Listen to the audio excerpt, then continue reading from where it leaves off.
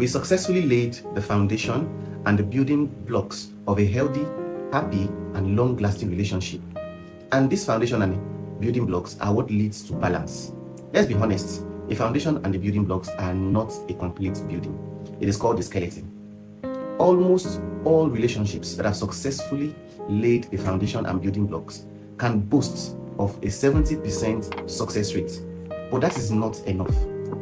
For you to have a home that is habitable, you would need something that would cover the house and make the interiors habitable.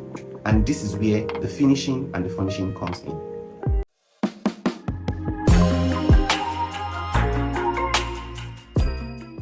There are two critical components that you need for the finishing and the furnishing of a balanced, healthy, happy, and long-lasting relationship. And these two components are boundaries and reciprocity. I want you to come closer and let's get into it.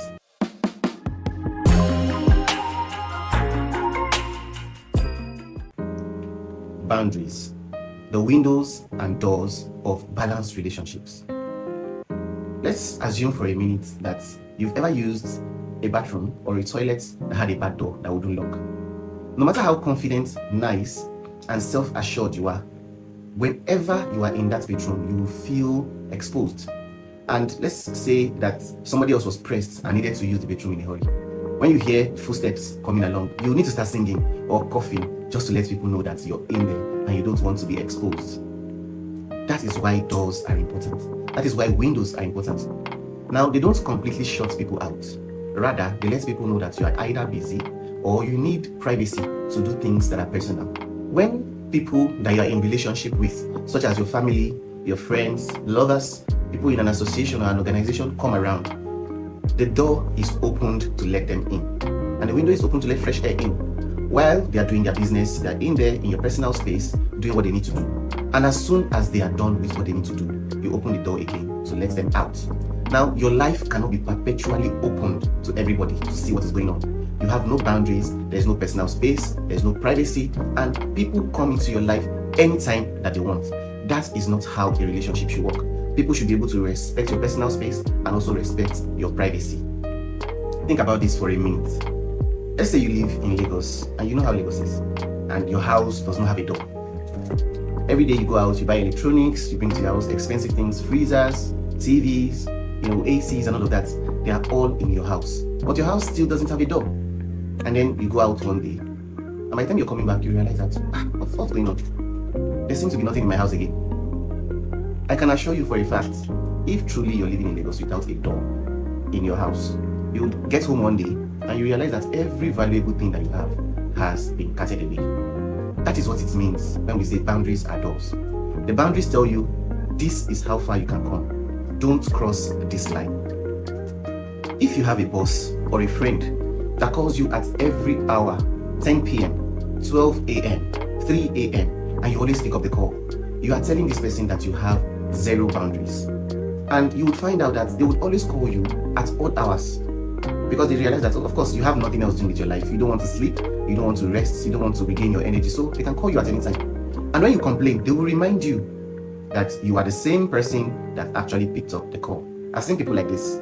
Their time for privacy becomes company time.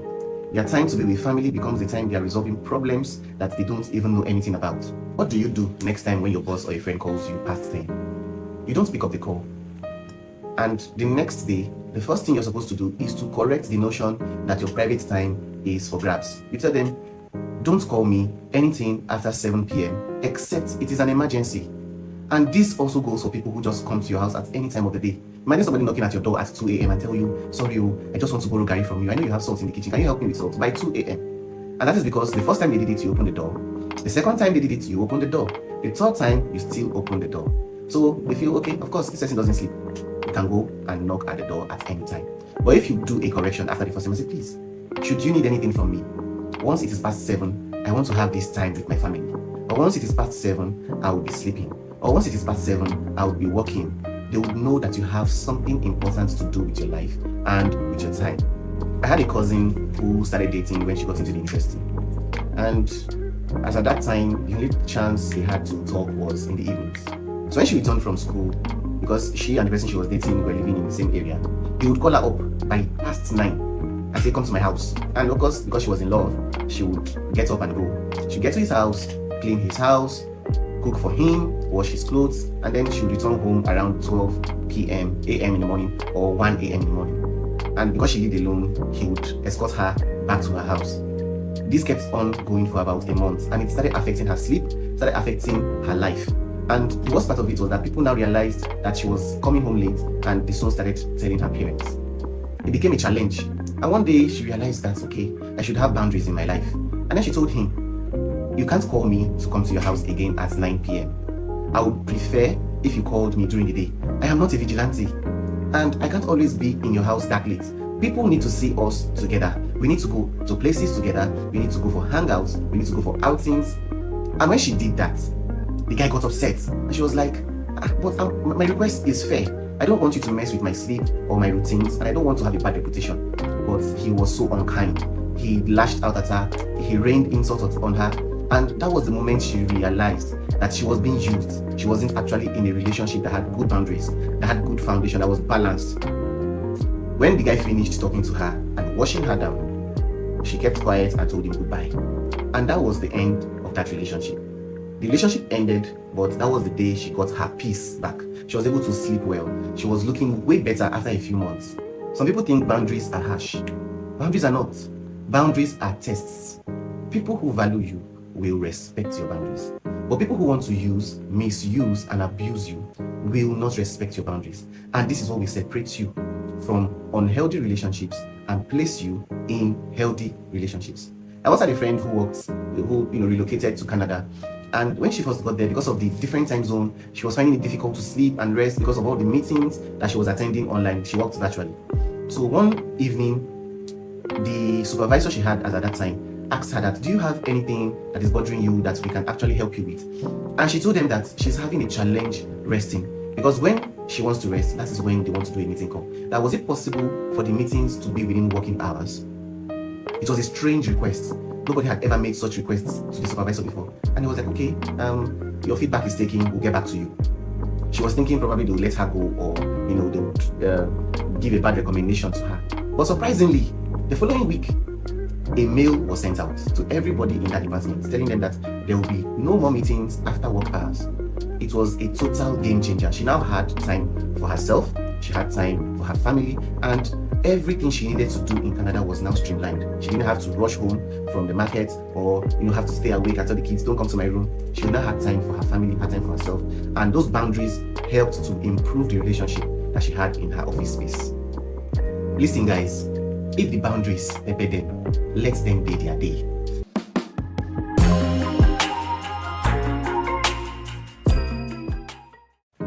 Reciprocity is another important component of balanced relationships. And reciprocity is the electricity that powers balanced relationships. Now take this for example. No matter how beautiful a building is or how well built it is, when there is no electricity to power everything, it will be one of the most lonely and boring places to be. You would realize that one of the things that makes people excited when they are together is when electricity is restored. Everything comes back to life. It makes people really excited. There's a big difference between having electricity and not having electricity. Electricity powers everything from the entertainment center to the kitchen appliances, to the cooling system, the air conditioning units, and even to your smartphones. Now imagine that you live in a neighborhood where you are the only person that has electricity. Everybody would come to you from far and wide to either plug in their appliances or enjoy a movie at your place, or just come for some form of entertainment. Now let's imagine that for some reason your electricity goes out. Do you know, at that very moment they will just tell you, bye, see you later. Relationships are not NGOs. Relationships are not charity projects. Even NGOs need some form of donation, grant, or funding, and charities also need the same. Now, if you are the only person who is powering your relationship, then there's a problem. If you're the only one that is giving and you're not receiving anything, it is unbalanced. If you're the only one that is spending and loving and caring and you're not receiving the same in in return, it is unbalanced. If you're the only one making sacrifices because of your time, because of you spend your money, and then you make sure that you leave out some important activity in your life in order to attend that of others, and they don't do the same for you, that is totally unacceptable. And I can assure you that if that is your case, you are not in a relationship. It doesn't matter if it is with friends, family, or at your workplace or a group of friends. Honestly, you are just working as a customer care representative. That is all. There is nothing to you. Those people don't care about you. You are the only one that care about them. I had a good friend once. He was a nice guy, always funny, but he had one challenge. He never reciprocated energy. He would come to me and would like, "Guy, I need your help. Can you give me 5k?" And I'm like, "Of course, sure, you're my guy now." And then I'll give him the money. I noticed that it became a pattern. At the end of the month, immediately after payday, he will call me, "Hey guy, Alpha, I need your help," and I'll send him money. He doesn't chat with me anymore. He doesn't care about me anymore. He doesn't call to know what's up. He will just call, "I need your help." After payday. When I did that for 4 months, I then spoke to myself. I said, this is not a relationship. This person is a parasite. So I waited patiently. I didn't say anything until the 5th month. Immediately, I was paid. It was not even up to 30 minutes. I don't know how he knew. He just called me. I was like, "Hey guy, how far now?" He's like, "I'm cool." He was like, "You know what? I need 25k. I was like, "For what?" "Okay, you've been asking for 5k, 10k, and I've been giving you. It seems you've graduated to 25k. And I said, "Sorry, I don't have 25k to give to you. Maybe another time." And he was like, "Okay." And he cut the call. And I can assure you, he has not called me back till today. That is how you know that the relationship you're in is a parasitic relationship. When you're the only one giving and you're not getting back. When you keep doing that over a period of time, you get tired and you feel as if, I'm being used. You get frustrated. Reciprocity is so important that you might miss it because at the start of the relationship, you want to be there, you want to be the good guy, you want to give it, you want to be all out, but you must make sure that you're getting something back. You are not using a power bank. You are actually a human being. If you continue to give out energy, you continue to be the only one powering your relationship, at a particular time, your energy will fail you. And it is at that time that you will realize that you are actually alone. Because you will call for help, they will not be there to respond to you at that time. If you've been in a relationship and you've not been reciprocating, I have this to tell you. Stop using people. It may seem like you're getting off with it, but no. Reciprocity is a currency, and relationship is a currency. The better you have it, the more your account for opportunities in the future. Let's say you've been coming through for people, and when you need their help, they come through for you. That is what makes it a balanced relationship. Reciprocity is not always 50-50. Sometimes I bring 80% and you bring 20%. And other times you bring 60% and I bring 40%. But in the long run, you must make sure that it is balanced. You see, reciprocity is not a competition. However, it is a complementary situation where two people or more are doing things hand in hand in cooperation to make sure that their lives get better, that they have a healthy relationship, that they have a happy relationship, that their relationship can outlast challenges, it can outlast situations that will normally break off relationships. And most importantly, like I said, the relationship is balanced. If you have watched this video to this very point, I am really glad. It means you've learned so much, and I believe that you're going to apply this information in your life going forward. So here is the building plan for a balanced relationship. Lay the foundation of communication. Say what you mean clearly and listen respectfully. Then the next thing you need to do is to lay the bricks on the foundation. And the bricks that will build up your balanced relationship include trust, respect, and flexibility. Trust is telling you to do what you say you're going to do.